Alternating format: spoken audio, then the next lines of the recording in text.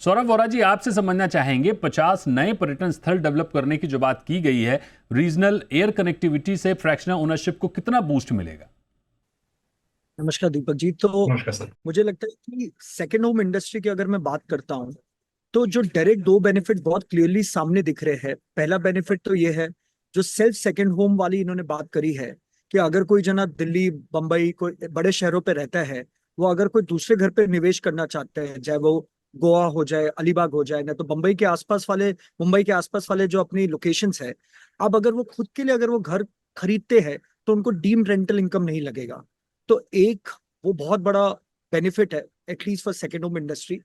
Second, जो आपने अभी चीज बोली कि जो टॉप 50 टूरिज्म डेस्टिनेशन को प्रमोट करने की बात है, चाहे वो अयोध्या, प्रयागराज जैसी स्पिरिचुअल जगह हो, चाहे वो बाकी की कोई भी टूरिस्ट डेस्टिनेशन हो, उसको जो गवर्नमेंट प्रमोट करने की बात करेगी अलॉन्ग विथ ये वाला जो बेनिफिट है सेकेंड होम खरीदने वाला, तो ये दो बेनिफिट मिला के इस इंडस्ट्री को, सेकेंड होम इंडस्ट्री को काफी बड़ा मुझे बेनिफिट होता हुआ दिख रहा है। और हम लोग ये डे टू डे पे देखते भी थे कि काफी लोग दूसरा घर इसलिए निवेश नहीं करते थे क्योंकि उनको तो लगता था कि टैक्स का इम्प्लीकेशन आ जाएगा।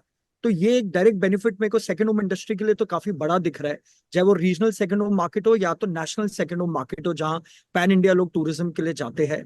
तीसरा बेनिफिट जो इनडायरेक्ट है, जो प्रदीप जी, सौरभ जी और सबने कही बात, कि जो 12 लाख तक के रेंटल की छूट है, तो बाय डिफॉल्ट कंजम्पशन इनकम लोगों के हाथ में ज्यादा आ रही है, जिससे वो ओवरऑल रियल एस्टेट इन्वेस्टमेंट करने के लिए उनके लिए डिस्पोजेबल इनकम उनको ज्यादा मिल रही है। तो मुझे लगता है ये दोनों तीनों बेनिफिट जो मिल रहे हैं, कुल मिला के सेकेंड होम इंडस्ट्री इंडिया में यहाँ से इस साल तो मेरे को काफी आगे बढ़ते हुए दिख रही है। सौरभ जी, जैसा कि हम उम्मीद कर रहे थे कि रीट्स को बूस्ट मिल सकता है, रीट्स में निवेश के लिए किसी तरह की टैक्स छूट या फिर कुछ फायदों को हम उम्मीद कर रहे थे इस बजट में, लेकिन ऐसा कुछ हुआ नहीं, ऐसा कोई ऐलान आया नहीं। कैसे रीट को बढ़ावा मिलेगा? दीपक जी, जैसा अपन अभी बात कर रहे थे, तो रीट और एसएम रीट के विषय पे मेरे ख्याल से इस बजट पे कुछ भी बेनिफिट डायरेक्टली नहीं पास किया गया।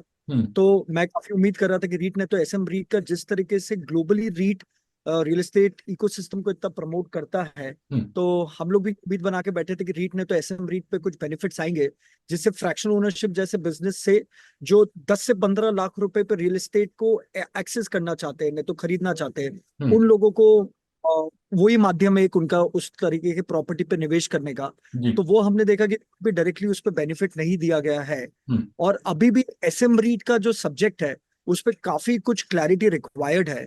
पहली लिस्टिंग हो चुकी है, काफी लोगों ने वापस से अप्लाई करके रखा है, काफी प्लेयर्स ने। तो अब बिल्कुल। धीरे टाइम पे पता चलेगा कि किस तरीके से ये प्रमोट होता है, किस तरीके से लोग इसको देखते हैं, क्या पर्सपेक्टिव बनता है लोगों का। जी। लेकिन बजट पे उस पॉइंट पे हमें भी काफी निराशा रही है कि कुछ भी डायरेक्ट बेनिफिट नहीं पास किया गया है as far as SM REIT और रीट इज कंसर्न।